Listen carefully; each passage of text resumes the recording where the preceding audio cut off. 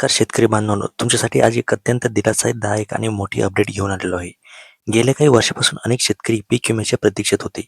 21, 22 आणि 2023 या कालावधीतील थकीत विमा अजूनही अनेक शेतकऱ्यांच्या खात्यामध्ये इथे आलेला नव्हता.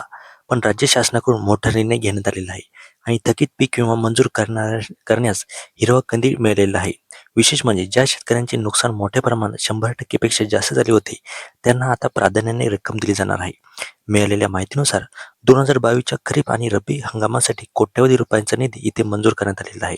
2021 साठी देखील थकीत रक्कम वितरित करण्याची प्रक्रिया इथे सुरू झालेली आहे. काही शेतकऱ्यांना आधीच पैसे मिळायला इथे सुरुवात देखील झालेली आहे.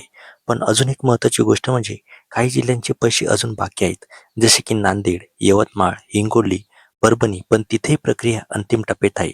तसेच 2023 आणि 24 मधील उर्वरित प्रकरणे सुद्धा लवकरच क्लिअर होणार आहे. आणि सर्वात मोठी बातमी म्हणजे 2025च्या पीक विमा सुद्धा आता अंतिम गणनेच्या टप्प्यात आहे आणि येत्या काही दिवसात शेतकऱ्यांच्या खात्यात जमा होण्याची शक्यता आहे.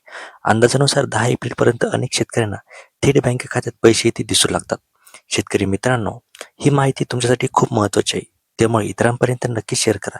व्हिडिओ जर आवडला असेल तर व्हिडिओला नक्की लाईक करा आणि अशाच अपडेटसाठी आपल्या चॅनलला इथे सबस्क्राईब करायला विसरू नका आणि हा व्हिडिओ जास्तीत जास्त शेतकरी बांधवांपर्यंत शेअर करा, जेणेकरून त्यांना सुद्धा ही आनंदाची बातमी इथे भेटेल.